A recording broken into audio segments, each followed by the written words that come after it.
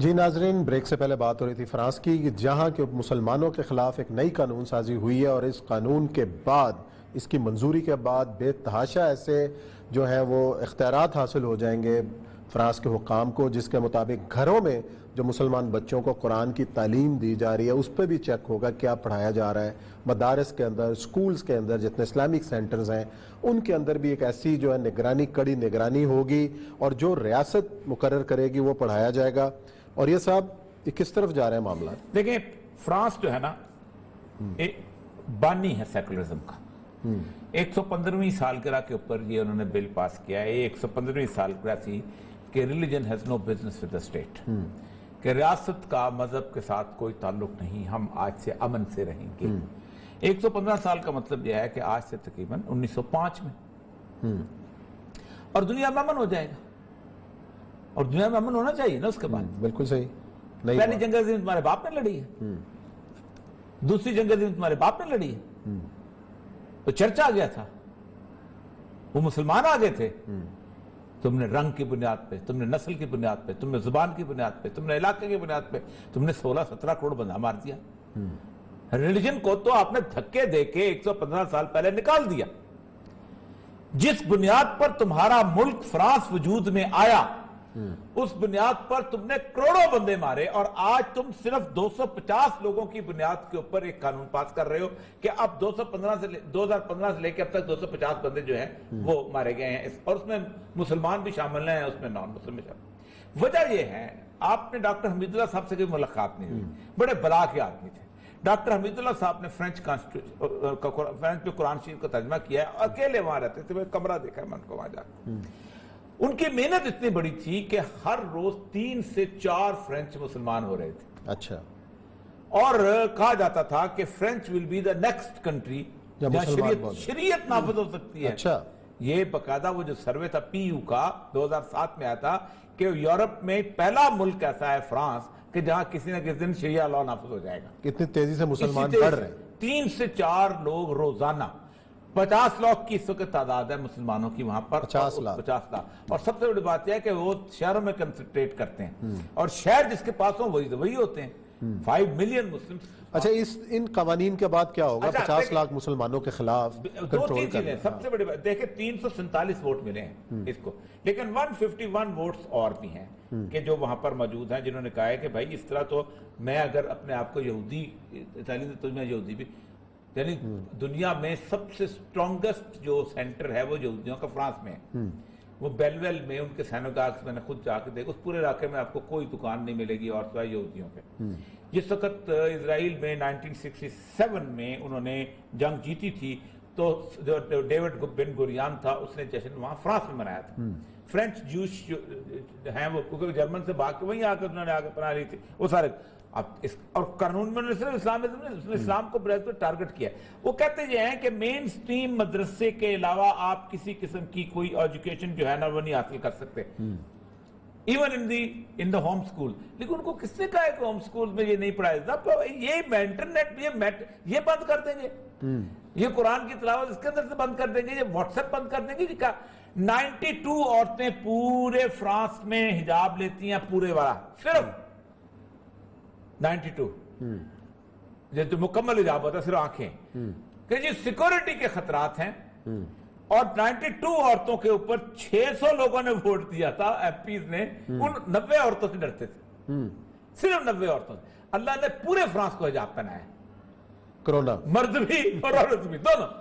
یہاں پر آتا ہے آپ پاکستان کے اندر صورتحال یہ ہے کہ واحد ملک ہے جس نے بحیثیت ملک، میکرون کا صدر ہے، بحیثیت ملک سید الانبیاء صلی اللہ علیہ وسلم کے کارٹون بنائے، اور ہم عمران خان صاحب اور ان کی حکومت جو ہے ٹائم لے رہی ہے کہ اتنے ٹائم لیں گے تو اتنا ٹائم لے، انہوں نے ایک دن نہیں لگایا، صبح بل پاس پیش ہوا، شام کو پاس ہو گیا۔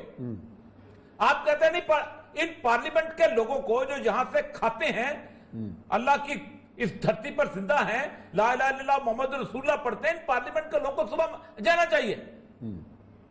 چھوڑے عمران خان کو، جائے زرداری جائے مریم نواز کے جتنے بھی پارٹی کے لوگ جائیں، ہم پیش کرتے ہیں بل کہ نکالو فرینچ ایمبیسڈر کو۔ یار جی کو تک ہے لیکن نہیں جائیں گے. وہ بھی 20 اپریل تک عمران خان بھی مہلت لے کے بیٹھا ہے, کیونکہ اس کے ارد گرد بھی کچھ کرونی رہتے ہیں کہ جن کے پیٹ میں رسول اللہ صلی اللہ علیہ وسلم کے نام کے ساتھ اتنی تکلیف اٹھتی ہے کہ انہیں السر ہو جاتا ہے.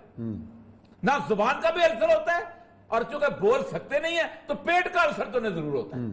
کہیں فرنچ ایمبیسڈر چلا جائے گا, ہماری جناب مرامدات میں کمی آ جائے گی, ہمارا فلاں میں تم پہ سود کی لعنت ویسے برس رہی ہے, تم پہ قرضوں کی لعنت ویسے برس رہی ہے, تم دنیا میں ذلیل و رسوا ویسے تم ہو, اور تم سمجھتے ہو کہ تم عزت حاصل کر لو گے 4 شرٹیں بیچ کے, 3 جرابیں بیچ کے, 5 شوز بیچ کے تمہیں توقیر مل جائے گی. تھوکتے نہیں ہیں تمہارے منہ کے پر وہ لوگ. تم فنڈامنٹلسٹ نہ بھی کہو تو تمہیں فنڈامنٹلسٹ کہتے ہیں. میں نے آج سے 9/11 سے پہلے ہمیشہ کہا کرتا تھا کہ تمہیں پکارا کرتے تھے ہی از پاکستانی, ہی از الجیرین, ہی از ایجپشین. اب وہ نہیں کہتے, ہی از مسلم. وہ براہ راست صرف یہ خطاب کرتے ہیں, ہی از مسلم. تمہارا نام اگر عبداللہ ہے, تمہارا نام اگر عبد الرحمن ہے, تو تمہیں کسی بھی نسل تم گورے, آپ کو پتا ہے کہ یہ 3 سے 4% جو مسلمان ہو رہے فرینچ ہیں. 1 لاکھ مسلمان ہوئے تھے پہلے 8 سالوں کے اندر انگلینڈ کے اندر. ایک ان کی تنظیم ہے فیتھ میٹرز. انہوں نے اسکاٹ لینڈ میں ایک سروے کیا جاتا ہے کہ آپ جس گھر میں پیدا ہوئے اس کا مذہب کیا تھا, ایک خانہ یہ ہوتا ہے. دوسرا ہوتا ہے اب آپ کا مذہب کیا ہے.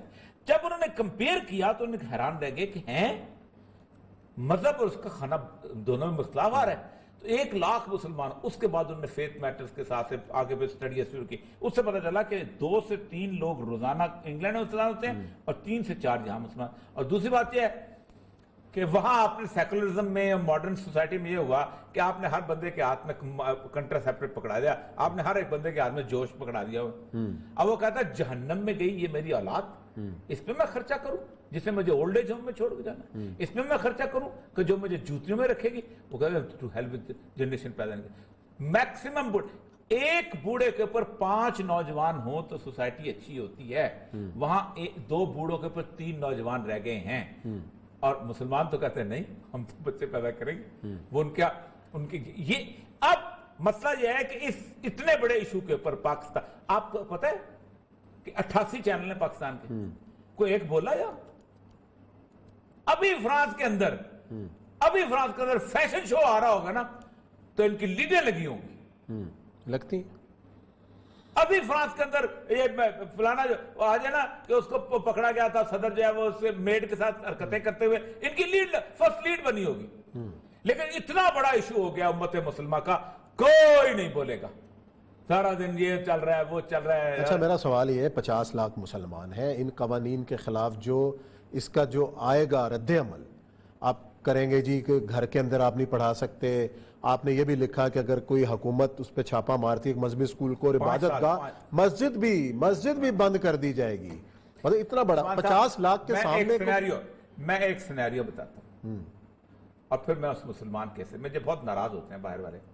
رسول اکرم کی حدیث ہے انا بری من کل مسلم یقیم بین اظہر المشرکین, میں اس شخص سے بری ہوں, یعنی میرے اوپر اس کا کوئی حق نہیں ہے جو مشرکین کے درمیان رہتا ہے. عثمان صاحب میں ایک مسلمان ہوں, میں پیرس میں شانزے لیزے کی بیک والی اسٹریٹ میں رہتا ہوں.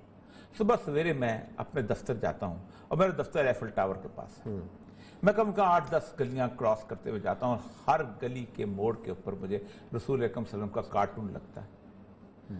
میں پھر اس دفتر میں کام کرتا ہوں, میں دن گزارتا ہوں, میں تنخواہ لیتا ہوں, میں شام کو کس بوتھے کے ساتھ تو کس غلیظ منہ کے ساتھ واپس گھر میں آتا ہوں.